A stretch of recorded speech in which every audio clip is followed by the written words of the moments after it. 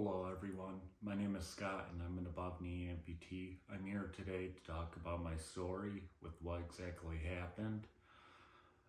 It was July 11th of 2019. I was at a place called the Bay Point Inn, just having a good night out, listening to live music. And when I went to go leave, I thought I saw a co-worker's vehicle, but about a week before he told me he had sold it, so I didn't think anything of it. But it's a possibility somebody had foul play, but I'm not sure. I don't really have the answers to what exactly happened, but I do know I survived, and I'm not going down that easy. But I made it to my vehicle. I ended up driving home, and I was about a mile away from home coming up to a 90-degree turn, and I went to go hit my brakes and nothing was happening.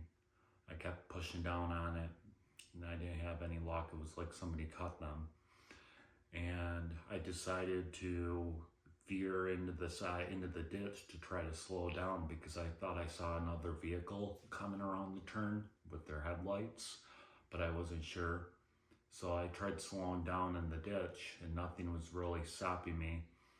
And I tried aiming through a clearing across the street.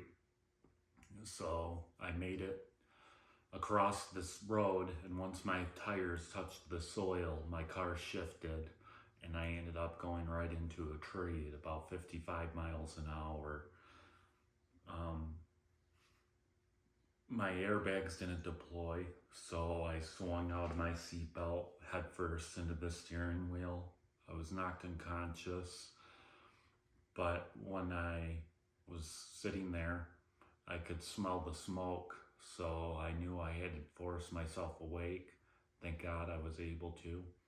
But I ended up coming conscious and I looked over and fire was coming in over the glove box.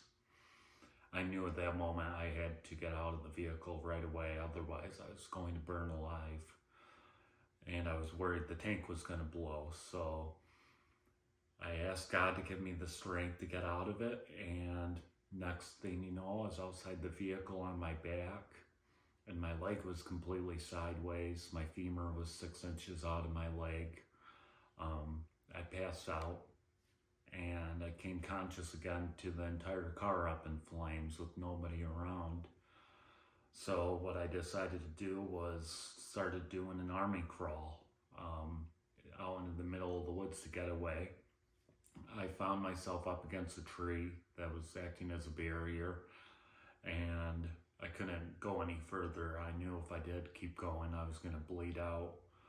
So I brought my breathing level down and I yelled for help for about 20 to 30 minutes. The car had already blown up, and thankfully campers going back to their campsite that night, they could hear me yelling for help and they saw the fire through the trees, so they ran over. They kept me comfortable, talked to me and whatnot, make sure I was in a relaxed state, and I ended up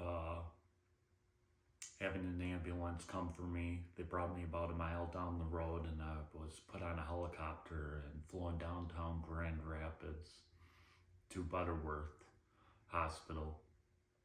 I ended up staying there for a couple of weeks. About a week in, I decided to have my leg amputated because I was always going to be in pain. They weren't sure if they could fix my knee or even fix my femur for that matter, since I had at least 6 inches of dead femur and they weren't sure how far back it went. So me being a meat cutter for many years, I know what happens to bone when it gets exposed, and I decided to have it amputated, which was probably the best choice.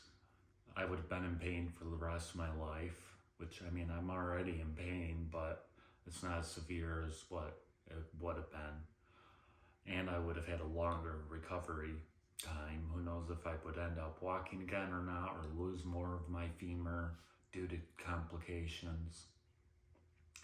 So I was at Butterworth for about 2 weeks, and then I went to Mary Free Bed for another 2 weeks. So I spent about a month overall in the hospital. I'm still going to physical therapy to this day. I don't know what happened. By the time I wanted it all investigated, they crushed my vehicle at the junkyard. So I'm not sure whether somebody cut my brakes or if it was a manufacturing issue. But I'm about to talk to a cop about it, try to figure it out.